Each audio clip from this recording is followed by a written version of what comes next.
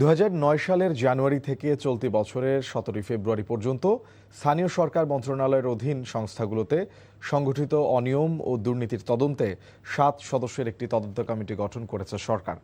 একই সঙ্গে অন্তর্বর্তী সরকারের সাবেক উপদেষ্টা আসিফ মাহমুদ সজীব ভুঁইয়ার বিরুদ্ধে সচিবের স্বাক্ষর ছাড়াই প্রকল্প ফাইলের পাশের অভিযোগ তুলেছেন স্থানীয় সরকার প্রতিমন্ত্রী মীর শাহে আলম।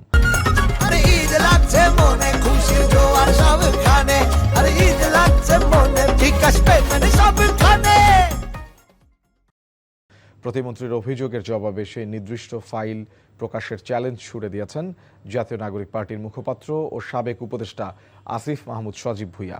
প্রতিমন্ত্রীর পাশাপাশি স্থানীয় সরকার মন্ত্রী মির্জা ফখরুল ইসলাম আলমগীরকেও চ্যালেঞ্জ দেন তিনি।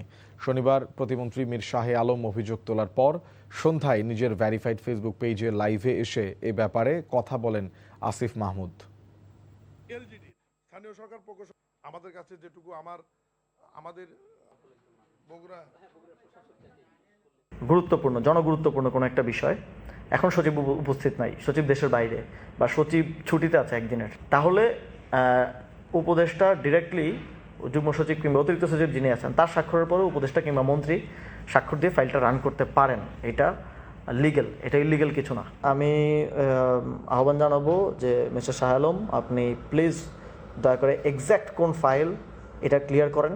এটা ধোঁয়াশা রাখার বা এটা রাখার কিছু নাই। I am willing to answer. মানুষের জানার অধিকার আছে। যদি আসিফ মাহমুদ কোনো ফাইলে অনিয়ম করে থাকে তাহলে সেটা অবশ্যই বাংলাদেশের মানুষের জানা উচিত। ঈদ লাগছে মনে খুশির জোয়ার সবখানে, আর ঈদ লাগছে মনে বিকাশ পেমেন্ট সবখানে।